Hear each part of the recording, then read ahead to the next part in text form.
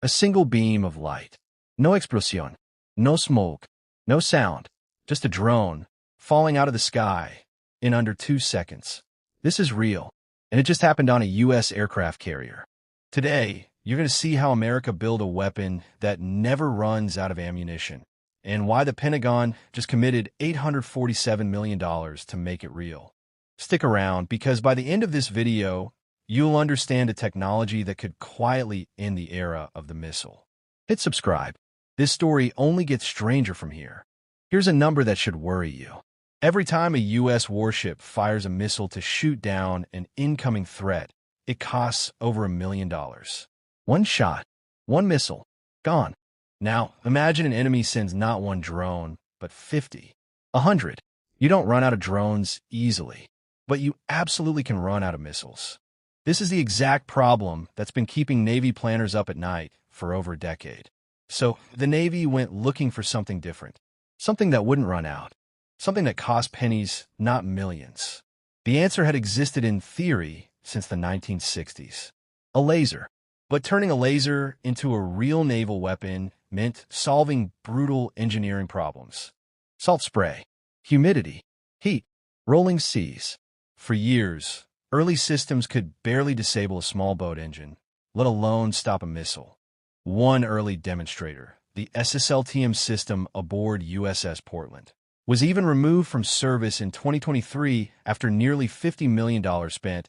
Its final report never made fully public. So here's the real question. How do you go from a laser that struggles against a rowboat to one that can knock a cruise missile out of the sky? The answer starts with a destroyer, a laser called Helios, and a test nobody expected to work as well as it did. That's where our story really begins.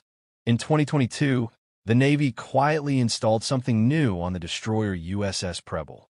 It was called Helios, high-energy laser with integrated optical dazzler and surveillance. Ask yourself this. How do you test a weapon that fires at the speed of light? Without anyone finding out?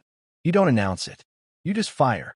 In fiscal year 2024, Preble successfully used Helios to shoot down an aerial target drone.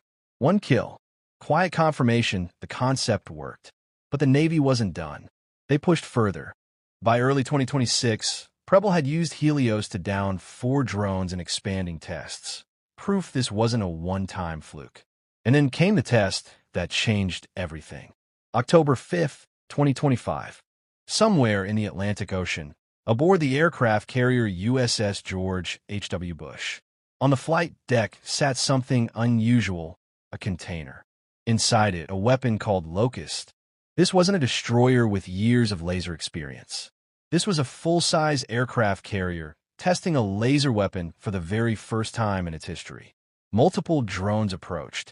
The Locust system had to do 3 things in sequence in seconds: detect, track, destroy.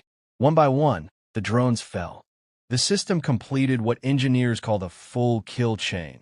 Every single stage working together under real operational conditions. Here's the part that makes this historic. The Navy didn't reveal this test until April 2026, 197 days after it happened. Why the secrecy? Because this test proved something the Navy needed before committing hundreds of millions more dollars. That lasers could survive and work on the U.S. Navy's largest, most important ships. But this was still a relatively low-power system. The real leap, the one worth $847 million, was still coming. July 2026. The Department of Defense made an announcement that defense analysts called the biggest shift in laser weapons policy in years. Its name, the Joint Laser Weapon System, JLWS for short. Here's what makes this different from everything before it. This wasn't the Navy working alone anymore. This was the Army and Navy together building one shared laser weapon platform. Ask yourself, why would 2 branches with completely different missions suddenly team up on a weapon? Because the target they were both chasing was the same: cruise missiles. Fast, low-flying, and historically almost impossible to intercept cheaply. The Pentagon awarded initial contracts worth $86 million to 2 companies, Lockheed Martin Aculite and Enlight Defense. But that $86 million was just the opening bid. The full program, through fiscal year 2031, carries a ceiling of $847 million. The plan unfolds in stages. First, prototypes built at 150 kilowatts, powerful enough for the urgent, everyday threat, drones.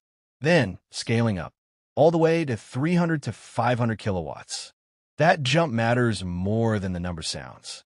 A 150 kilowatt laser can handle a drone. A 500 kilowatt laser starts to threaten something moving far faster, far harder to hit, a cruise missile. This is the dramatic peak of the story, because it's the moment the mission changes. No longer just defending against cheap threats. Now, defending against the exact weapons that keep naval commanders awake at night. But here's the human element people forget. Behind every one of these contracts are engineers who've spent years failing before this point. Beam distortion from humidity. Power systems that overheated in testing. Systems pulled from ships like the one on USS Portland after tens of millions spent with no clear public payoff. For the people who've worked on directed energy for over a decade, July 2026 wasn't just a contract announcement. It was validation, proof the years of setbacks led somewhere real. The Navy also isn't stopping at JLWS. A related system called Odin, the optical dazzling interdictor, just completed its first operational training cycle in California, giving sailors real hands-on experience with laser systems before they ever deploy. Every piece is moving toward the same goal, a fleet that defends itself with light, not just bullets. So what actually came out of all this testing? Let's break down the real outcome. First, the Locust test proved a full-size aircraft carrier can run a laser weapon through detection, tracking, and destruction, all in real operational conditions. That's not a lab result. That's the real ocean, real weather, real timing pressure. Second, Helios aboard Preble proved this wasn't a one-shot trick. Multiple drones, multiple engagements across separate tests in 2024 and 2026. That consistency is what convinces admirals to spend real money. Third, and maybe most important for the taxpayer, cost. Every missile the Navy fires costs over $1 million. A laser shot costs a tiny fraction of that, mostly electricity. Fire it 100 times, and the cost still barely moves. That's the aftermath that really matters here. Not just does it work, but can we afford to actually use it again and again without running dry? But let's be honest about the limits too, because a real documentary doesn't oversell a weapon. Lasers still struggle in heavy fog, humidity, and smoke, conditions that scatter and weaken the beam. And targets built with reflective coatings or shielded optics can resist a laser far longer than an unprotected drone. This isn't a weapon that replaces every missile the Navy owns. Not yet. Maybe not ever entirely. What it becomes is one more layer. A first line of defense that handles the cheap, high-volume threats. So the expensive missiles are saved for the threats that truly need them. The long-term lesson the Navy learned wasn't just about physics. It was about strategy. You don't need a laser that does everything. You need a laser that does enough, cheaply enough, often enough, to change the math for anyone thinking about attacking a U.S. ship. And that's exactly the bet the Pentagon is now making, with $847 million behind it. So why does any of this matter to you right now in 2026? Because the threat that drove this entire program isn't hypothetical anymore. Recent conflicts have shown exactly what happens when cheap drones are launched in large numbers against expensive military assets. It's no longer a future scenario. It's the current battlefield reality. That's precisely why the Navy is racing to award its first Joint Beam Control System contracts as early as the fourth quarter of 2026. This program isn't moving at the usual slow pace of defense procurement. It's moving with urgency. And the U.S. isn't alone in this race. Other nations are pursuing their own directed energy programs, which is exactly why speed matters here. The bigger implication goes beyond any single ship or system. It's a shift in how naval warfare works at its core, from weapons limited by how many missiles you can carry to weapons limited only by how much power you can generate. That's not a small change. That's a fundamentally different kind of Navy. And it's being built right now, quietly, one test at a time. Let's bring this together. A secret carrier test in October 2025. A confirmed multi-drone kill chain. And now, an $847 million program aiming for lasers powerful enough to threaten cruise missiles themselves. This is one of the biggest quiet shifts happening in American military technology right now. So here's the question I want you to sit with. If directed energy weapons become the primary defense at sea, does that make conflict more likely or less? Let me know in the comments. I read every single one.